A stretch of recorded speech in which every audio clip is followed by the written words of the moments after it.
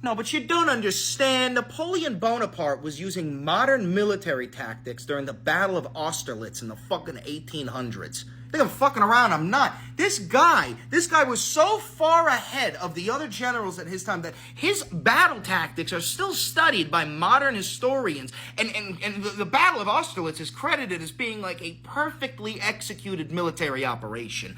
This battle, right? This is a battle of the three emperors, right? You got Napoleon Bonaparte against the fucking a coalition of the Holy Roman Empire, the Austros, and the fucking Russian Empire, right? So Napoleon, he's got 73,000 French soldiers going up against 86,000 Russian and Austrian forces, right? But Napoleon's a fucking genius. And what does he decide to do? He decides to, first things first, we got to take the high ground. It's over, Anakin. So he takes the Pratzen Heights, which is a very strategic position in this area of Austerlitz, which nowadays would be the Czech Republic. But regardless, when Napoleon lays out this perfect fucking ambush where he fakes weakness on the right flank, he purposefully makes the right flank of his army incredibly small and look weak. He knows the enemy's gonna scout because he's been scouting the enemy. And the enemy scouts, they say, oh fuck, their right flank is a little bit weakened. They fall right into the trap, right? So what ends up happening is the Russian troops, they start attacking the right flank. The coalition forces, right, they usually split.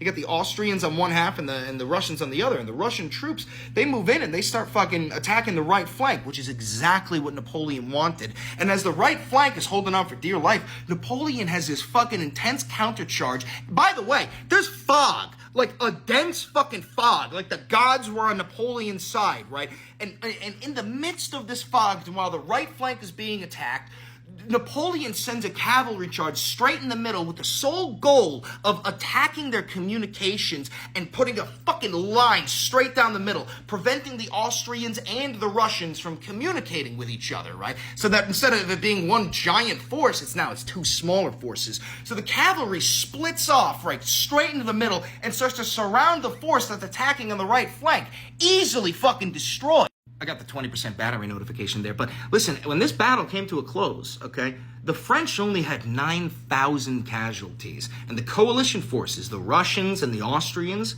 36,000 casualties. It's one of the best examples of a general or an army, Napoleon, being outnumbered and still winning the battle because of strategy, baby. And like I said earlier, this fucking battle, the Battle of Austerlitz, it is still studied and considered to be one of the most decisive military victories in fucking war history. And yet he still lost at Waterloo.